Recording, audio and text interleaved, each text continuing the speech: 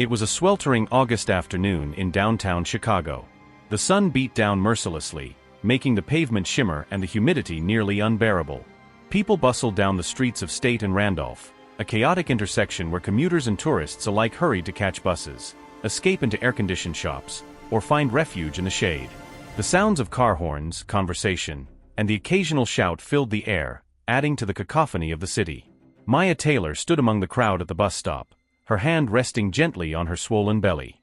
At 7 months pregnant, every step felt like a marathon, every moment standing, an eternity. The weight of the day pressed down on her.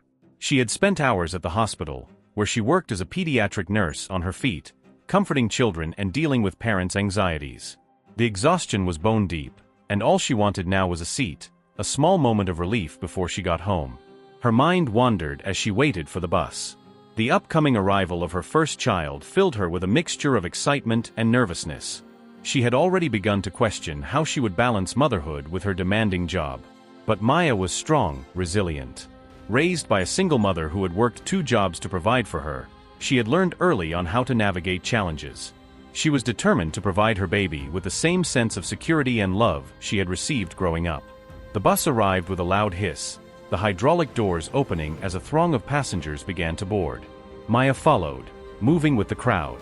The bus was packed, as it usually was during rush hour, and her eyes scanned the seats, hoping for just one empty spot. But there was none. Almost every seat was taken except for one, the aisle seat in the second row, where a briefcase sat deliberately placed, blocking anyone from sitting.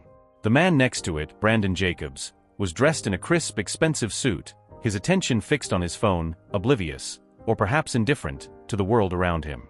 Maya hesitated for a moment before approaching. She was too tired to stand the entire ride home, and the ache in her feet was becoming unbearable.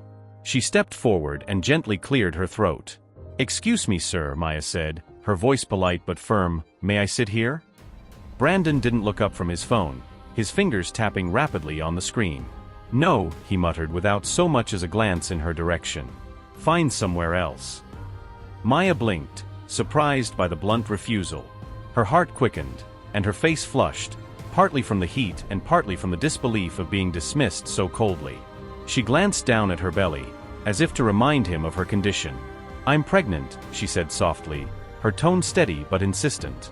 "There aren't any other seats." Brandon glanced up briefly, his lips curling into a sneer.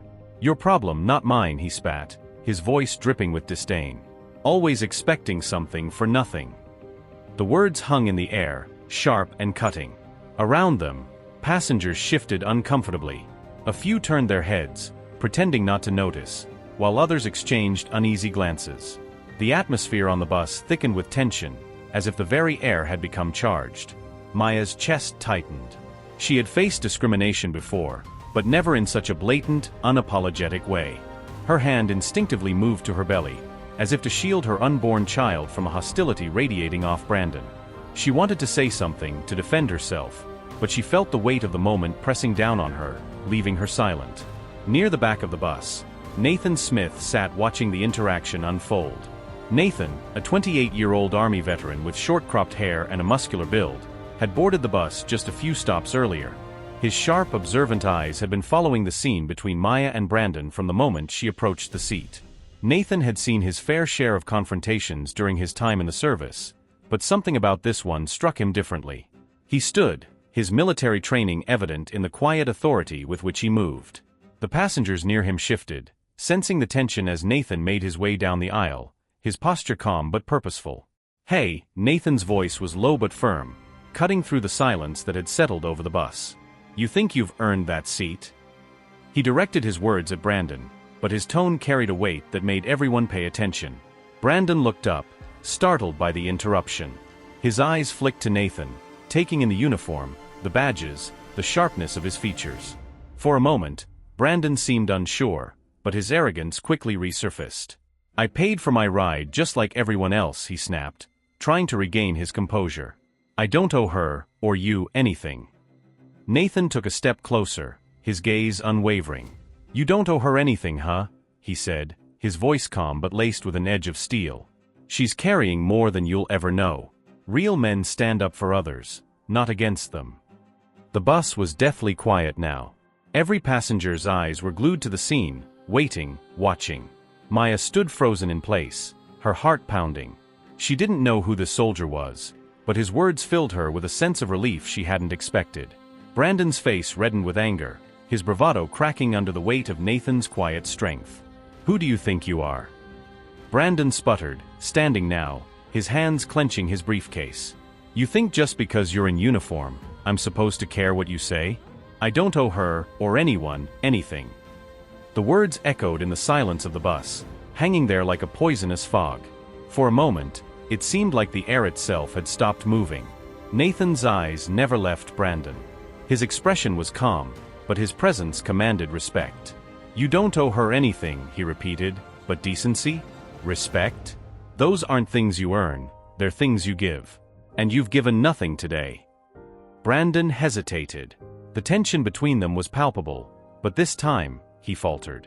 Without another word, he grabbed his briefcase and stormed down the aisle, pushing past the other passengers and out the bus doors at the next stop. As soon as Brandon left, the bus seemed to exhale, the tension lifting. Maya sank into the newly vacated seat, her body trembling with a mixture of relief and exhaustion. She looked up at Nathan, her eyes glistening with unshed tears. "Thank you," she whispered, her voice barely audible. Nathan gave her a nod, his face softening. "You don't have to thank me. It's just what anyone should do." Around them, the other passengers slowly began to murmur. An elderly man near the front of the bus tipped his hat to Nathan. A young mother bounced her baby on her knee, offering Maya a sympathetic smile. Even a group of teenagers, usually aloof and disconnected from the world around them, glanced over with quiet respect. For the rest of the ride, Maya sat in silence, her hand resting on her belly, feeling the faint movements of her baby beneath her skin. She couldn't stop replaying the events in her mind, the cruelty of Brandon's words, the unexpected kindness of Nathan.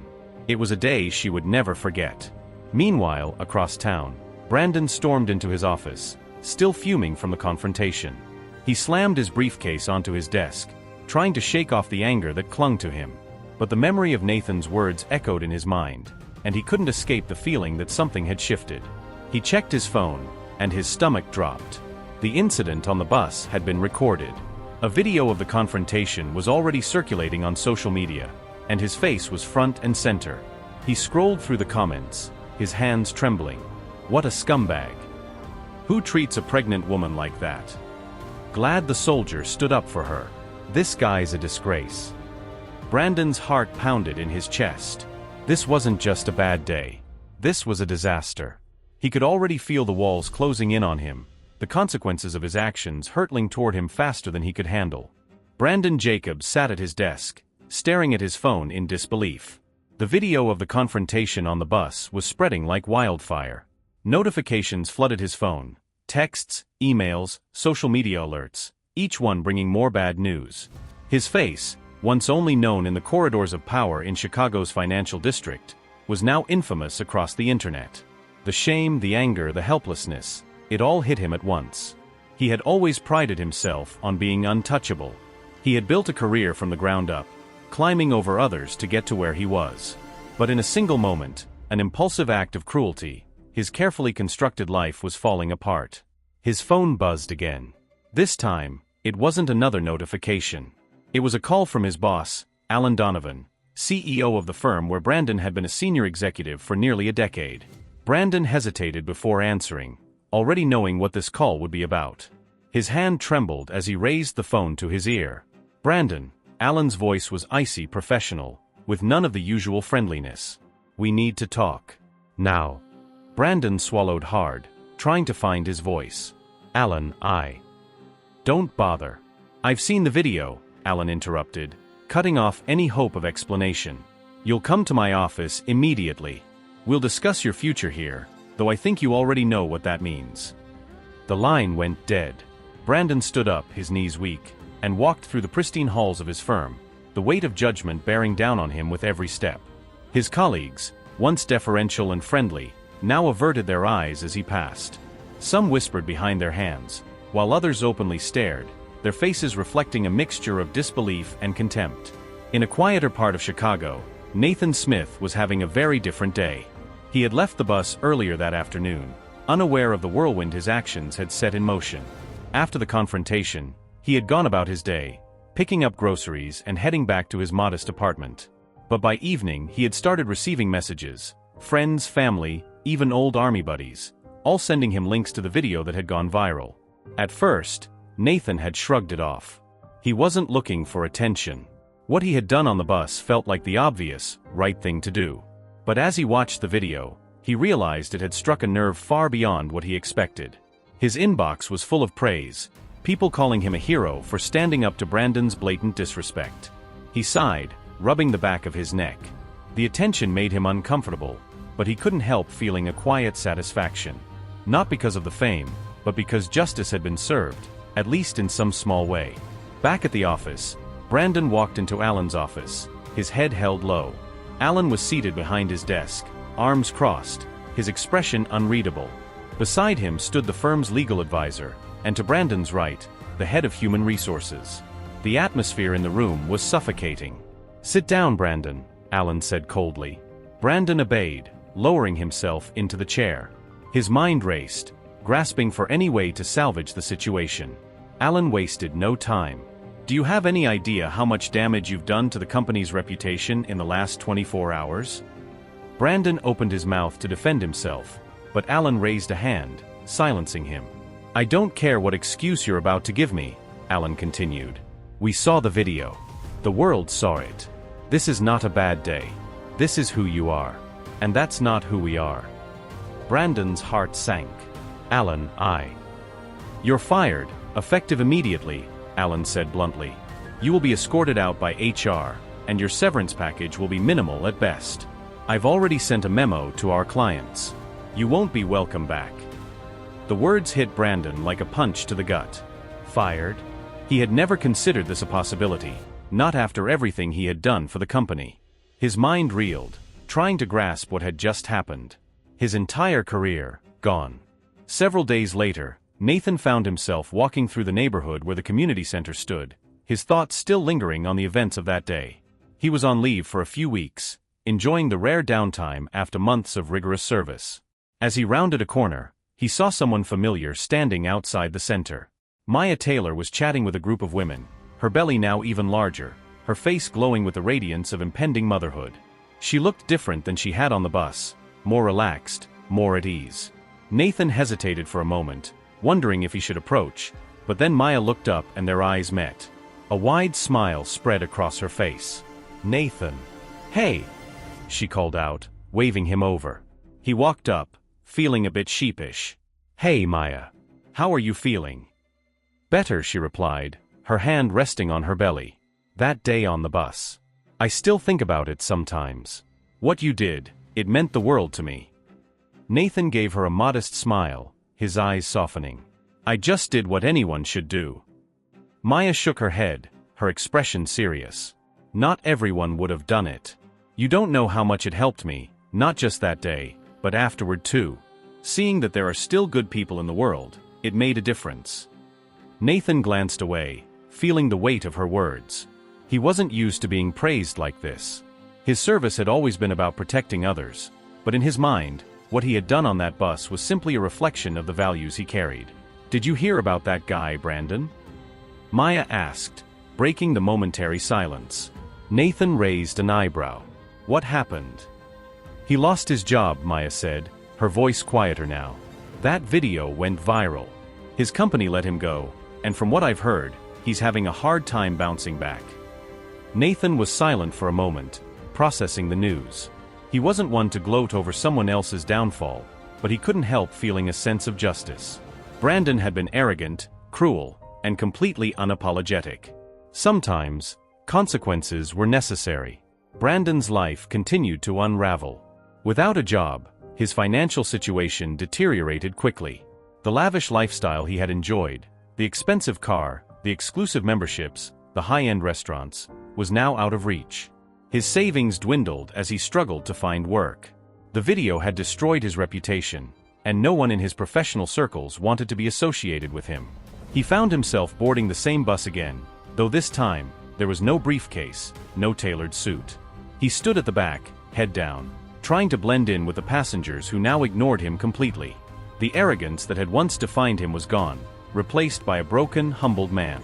As the months passed, Maya's pregnancy progressed, and soon, she welcomed a healthy baby girl into the world. She named her Amara, a Swahili name meaning grace. Holding her daughter for the first time, Maya couldn't help but think back to that fateful day on the bus, the day that had reminded her of the strength in community, the power of standing up for what was right, and the unexpected kindness of strangers. Her connection with Nathan deepened over time. They became friends, sharing stories of their lives and the struggles they had each faced. Nathan would visit her at the community center, often bringing small gifts for Amara, who quickly became fond of him. For Maya, Nathan had become more than just the soldier who had stood up for her that day. He was a reminder that in a world often filled with indifference, there were still people willing to fight for what was right. The events of that one afternoon on a crowded Chicago bus had rippled out far beyond what anyone could have predicted. Brandon Jacobs, once a successful businessman, had been brought to his knees by his own actions, forced to confront the consequences of his behavior in the harshest way possible. For Nathan, it was a reminder that sometimes, even the smallest acts of courage could make a world of difference. He hadn't set out to be a hero, but in standing up for Maya, he had become a symbol of what it meant to be truly honorable. And for Maya, the experience had restored her faith in the goodness of people. As she held her newborn daughter in her arms, she knew that the world she would raise Amara in was far from perfect, but there were still those who would stand up for justice, even when no one was watching. The bus that had carried them all that day continued its route through the city, carrying new passengers with new stories. But the memory of that day, the seat that changed everything, remained with them all, a reminder of the power of compassion, courage, and consequence.